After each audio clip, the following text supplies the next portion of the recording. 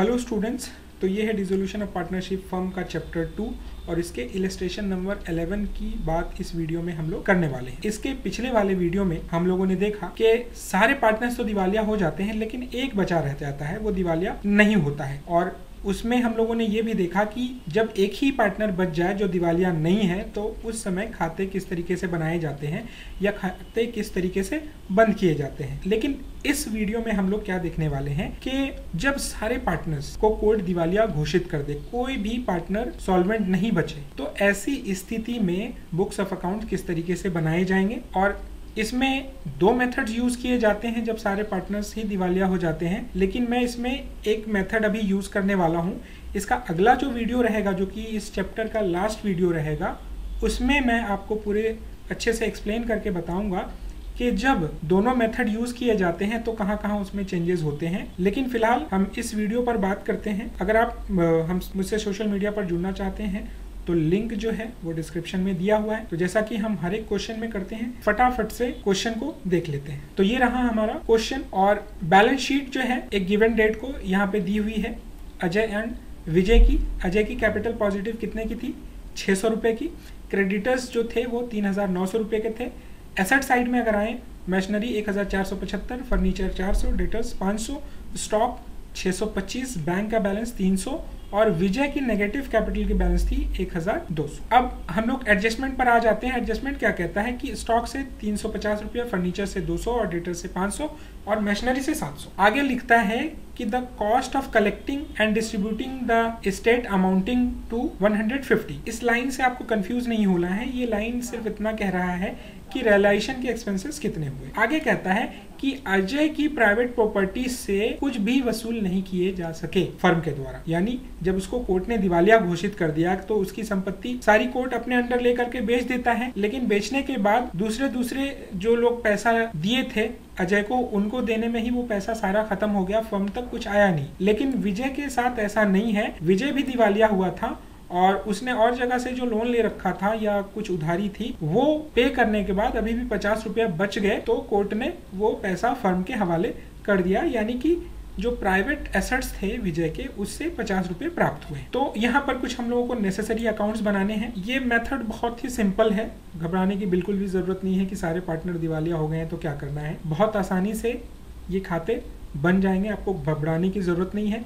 लगभग 80 to 85% चीजें वही रहनी है जो अभी तक हम लोग डिसोल्यूशन ऑफ पार्टनरशिप फर्म में करते आए हैं। तो चलिए हम लोग अकाउंट्स को देखना शुरू करते हैं। डेबिट साइड में रियलाइजेशन के यहाँ तक सारी एसेट्स बुक वैल्यू पर लिख दी गई और ये जो टू बैंक करके एक्सपेंसेस लिखे हुए हैं वो है रियलाइजेशन के एक्सपेंसेस, जो यहाँ पर थोड़ी सी लाइन घुमा करके लिख दी गई है। अब अगर हम क्रेडिटर साइड आए तो यहाँ पर हम लोगों ने क्या करना है कि एसेट्स के रियलाइजेशन को लिख देना है, जो कि होता है 1750। और जब इस अकाउंट्स को बैलेंस करेंगे तो क्या होगा कि 1400 रुपए का लॉस आ जाएगा। और 1400 रुपए का लॉस अजय और विजय में बराबर बढ़ जाएगा। क्यों बढ़ जाएगा? क्योंकि आप देखेंगे यहाँ पर क्वेश्चन में कहीं पर भी रेशियो नहीं दिया हुआ है और कार्डिनल प्रिंसिपल हमारे पास है कि जब कोई रेशियो नहीं दी गई हो तो बराबर प्रॉफिट एंड लॉस को बांटा जाता है। तो वही हम लोगों ने यहाँ पर किया है।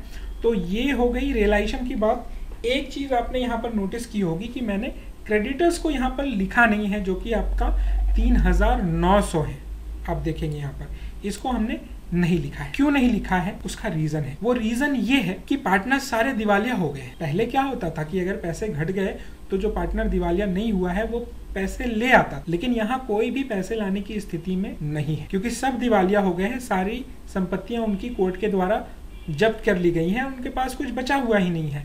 तो पार्टनर्स लाएंगे कहां से पैसा, और क्रेडिटर्स को पेमेंट हो ही नहीं पाएगा रियलाइजेशन के थ्रू। तो ऐसी स्थिति में क्या किया जाता है कि क्रेडिटर्स को छोड़ दिया जाता है, रियलाइजेशन में नहीं लिखा जाता है, बल्कि उसका एक अलग से अकाउंट बनाया जाता है। तो अब हम क्रेडिटर्स का ही अकाउंट देख लेते हैं कि इसमें कौन कौन सी चीजें की जाती है। ये लाइबिलिटी है और लाइबिलिटी का ओपनिंग बैलेंस जो है वो क्रेडिट होता है। आप लोगों को पहले ही मैंने बता रखा है। तो 3900 ओपनिंग बैलेंस और इसको पे कर दिया गया 1950 और 1950 जो कि पेमेंट नहीं किया जा सका उसको डेफिशिएंसी में डाल दिया गया है। देखिएगा यहाँ तक आपको थोड़ा सा कंफ्यूजन होगा, मैं आपका कंफ्यूजन दूर करूं। आपको लगेगा कि सर 1950 ही क्यों पेमेंट हुए और क्यों नहीं पेमेंट हुए। आप देखेंगे यहाँ पर बैलेंस शीट में आते हैं तो 300 रुपया बैंक का बैलेंस था। एसेट से रियलाइज कितना हुआ है 1750 और 150 विजय के प्राइवेट एस्टेट से प्राप्त हुआ है। सॉरी ये रियलाइजेशन एक्सपेंसेस है। 50 रुपया विजय के प्राइवेट एस्टेट से प्राप्त हुआ है और पेमेंट भी किया गया है 150 रुपया रियलाइजेशन एक्सपेंसेस का। तो देखेंगे आप यहाँ पर कि हमारे पास 1950 रुपये ही थे, इसीलिए हम लोगों ने इतना पे किया है। देखिए ये 300 रुपये ओपनिंग बैलेंस हो गए आपके, 1750 आपके एसेट से आ गए और 50 रुपया विजय के कैपिटल से आ गया। ये मिला के होता है 2100 रुपया। और उस 2100 रुपये में क्या किया गया है कि 150 का रियलाइजेशन एक्सपेंसेस भी तो पेड किया गया है ना, तो घटाने के बाद हमारे पास पैसे ही इतने बचते हैं 1950। इसी वजह से हम लोगों ने क्रेडिटर्स को रियलाइजेशन अकाउंट में नहीं लिखा, क्योंकि पूरे पैसे ही नहीं थे। और हम लोगों को पता है, ये एक रूल है कि जब क्रेडिटर्स के बारे में कुछ नहीं कहा गया हो तो उसका पेमेंट जो है वो बुक वैल्यू पर होना है। अगर यही इसका पेमेंट जो है वो कितने में हो जाता, 1500 रुपया इसका पेमेंट दिया हुआ रहता है एडजस्टमेंट में, तो हम लोग रियलाइजेशन में उसको डालने की स्थिति में होते। लेकिन पैसे ही नहीं है, पैसे ही नहीं है आपके पास। पैसे कितने बच रहे हैं, 3900 रुपये आपको देना है, 1950 रुपये ही आपके पास बच रहे हैं। तो अब देखिए इसका इम्प्लीकेशन क्या हुआ कि 3900 पेमेंट करने की जगह पर क्रेडिटर्स को 1950 ही पेमेंट किया गया, यानी थोड़ा सा फायदा यहाँ पर हो गया 1950 का फर्म को। तो अब इस फायदे का ट्रीटमेंट किस तरीके से होगा आइए देख लेते हैं। तो पार्टनर्स की जो कैपिटल है अजय की पॉजिटिव थी 600, यहाँ पर लिखी हुई है क्रेडिट साइड में। विजय की नेगेटिव थी तो डेबिट साइड में यहाँ पर लिखी हुई है।